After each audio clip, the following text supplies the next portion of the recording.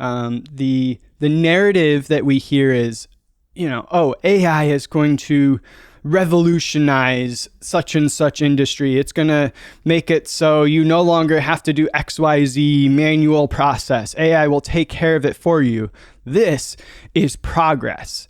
And, people are definitely like, oh yeah, this is going to mean a lot of people lose their jobs and, people are going to have to learn new skills, but like, this is the way things go.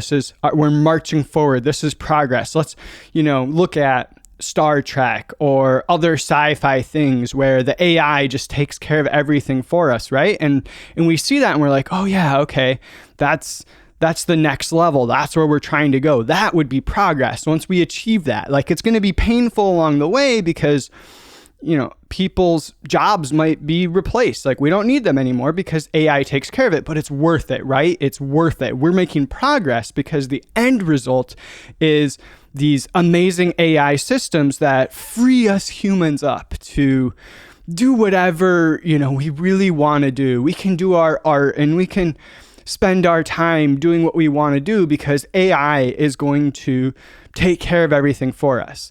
And this is not even an argument specific to AI. This is the argument you will often hear for any new technological advancement. Talk about computers, cars, whatever it is. This argument always comes up. Oh, we have cars now. You don't have to spend 3 days, taking a horse and buggy or a train or whatever to someplace you don't exactly want to go, and then hop on another train, and you can have your own car and just drive straight there. And this is progress. We are making progress. We have improved the world.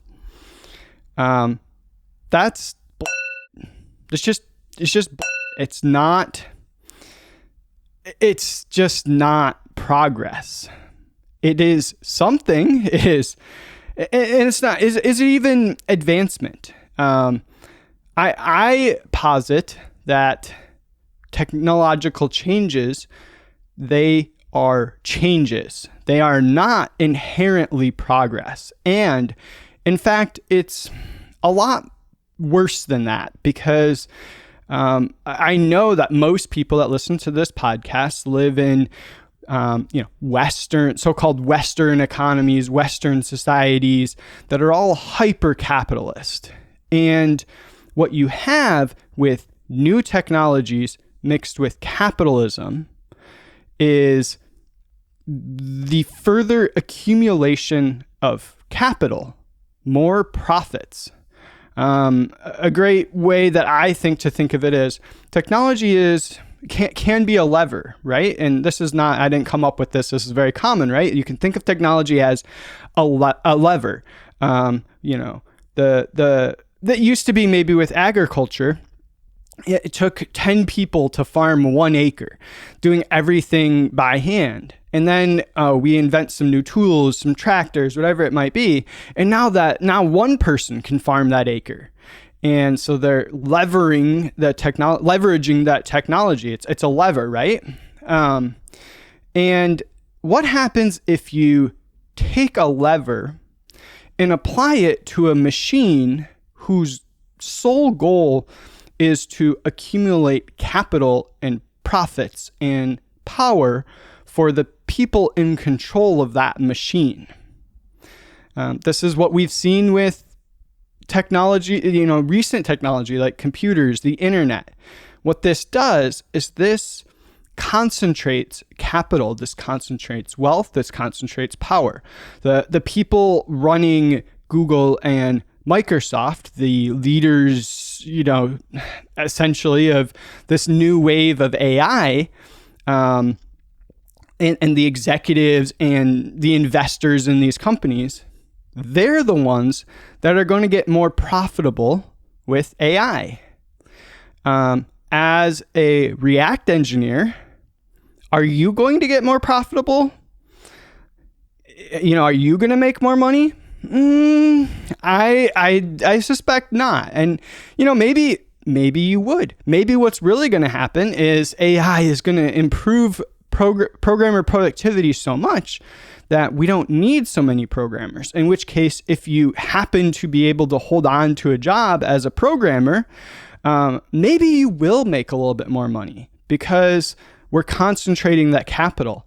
The elite programmers that exist that can wield this AI power can demand a higher premium and make a little bit more money. It's not going to be a lot because you're not in control of the companies, you're not in control of the capital.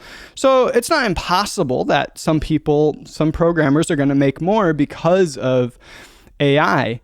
But the reality is the people that are really going to make more money is anyone that can take the new technology and leverage it to get more capital and monopolize that capital. And so what you really have is anytime you have new technology that comes out, you have in a capitalist system like most of us live in, listen to this, maybe all of us at this point, our capitalism is sort of taking over the globe, right? Or at least its effects. And so the way that I see it is you have a new technology, whether it's AI or anything else. Companies with capital, with power, they're going to see that new technology and go, hey, if we can monopolize that new technology, this new lever that's longer than the other levers we've had before, we are going to be ridiculously profitable. That's how this system works. If you are, say, OpenAI and you created ChatGPT and GPT-1 and 2 and 3 and 4, and you're just light years ahead of everyone else, and everyone uses your AI, and AI increases the amount that each person can do by some massive factor, so every business and every individual ends up using your product, you can charge whatever the hell you want for that product, right? Like, that's the reality. You've monopolized it. And as the owners of OpenAI, the fact that open in it is ridiculous at this point. It's just another company. It's not anything special, some open thing, right? It's just a company with investors, including one of the biggest ones being Microsoft. They are seeing this as, hey, let's control this lever. If we monopolize this lever and make it so nobody can compete with us, push everyone else out of the market or buy them. That's the way it goes with tech, right? We can charge whatever we want. And not only that, but we can essentially control the world. Not only do we actually control the software, but even bigger, we control the capital behind that software, behind that technology.